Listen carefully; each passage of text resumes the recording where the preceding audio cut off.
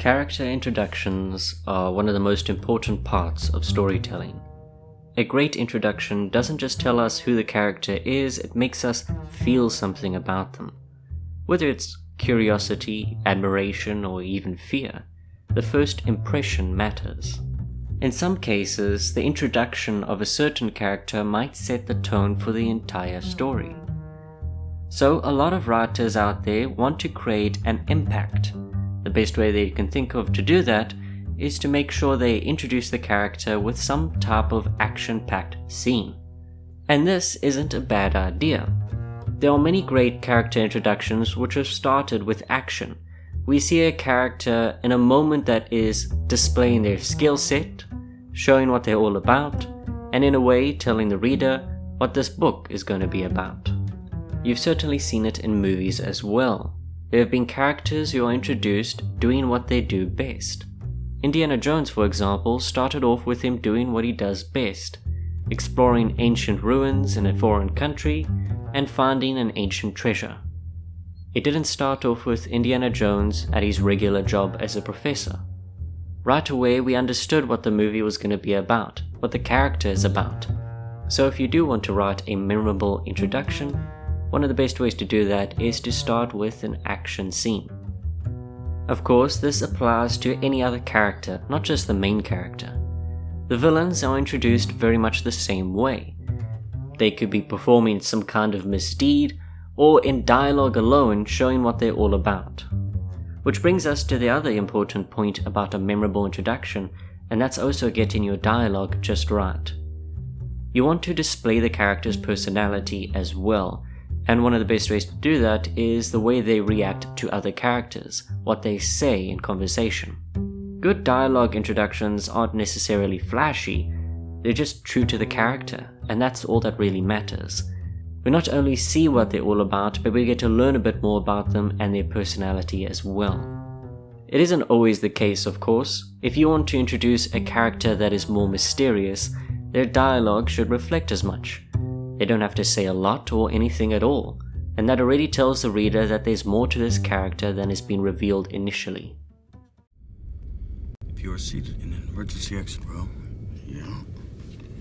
and feel you would be unable or unwilling to perform the duties listed on the safety card, please ask a flight attendant to reseat you. It's a lot of responsibility. Want to switch seats? No, I'm not sure I'm the man for that particular job. The next piece of advice I have is to lean into some contradictions or surprises. You want to catch the reader almost off guard with what they should be expecting of your character. To make sure it's impactful, you do want to make sure you show them at their most extreme, saying that this is my character in his or her purest form. And in doing so, they get a very clear indication of this character, and it makes the scene a lot more memorable. But through introducing them in the most extreme way, you get a contradiction to what is to follow or what is before that.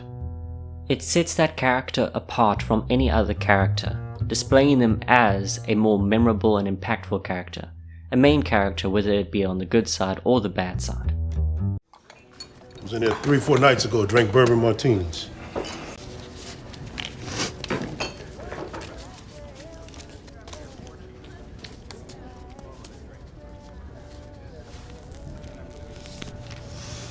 Is that a shirt? Yeah. It's very pretty. I made it myself. Now, I've talked about how you can introduce your character in an impactful way, but what if there is more to your character than meets the eye? Let's say, for example, that you want to show the character in a simpler format. Now, what does that mean? That means your character seems normal in your story. You don't know what they're entirely about, and it doesn't seem like there's anything beyond what you've already presented. Your character may have an interesting personality, they may seem okay as a person, they just seem like an average character in your story. These are typical when you're talking about twist characters. For example, a character which seems normal but then later turns out to be the big bad villain in the story. And suddenly you're reintroducing this character as that villain, rather than as what they've been presenting themselves as in the entire story up till that moment. Suddenly you're no longer dealing with Steven, the best friend, but actually you're dealing with the local serial killer or whatever it is in your story. And of course there are many other great examples of this, such as in John Wick. You're presented with a character which is going through a loss, and he seems average in a way. He is simply tackling his grief, he's getting by with a day-to-day life, and taking care of a dog.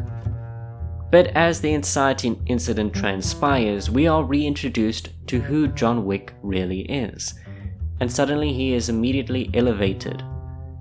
Of course, this has been done before in stories and in movies. One could argue not to such a dramatic and bombastic degree, but certainly it has been done before. You find out that the hero isn't some mild-mannered person, but a super spy or super agent or super soldier or super whatever. And I think reintroductions are a great way to get your story across to the reader as well. If you prefer a slower start to your novel, that doesn't mean you can't reintroduce the entire theme and character later on.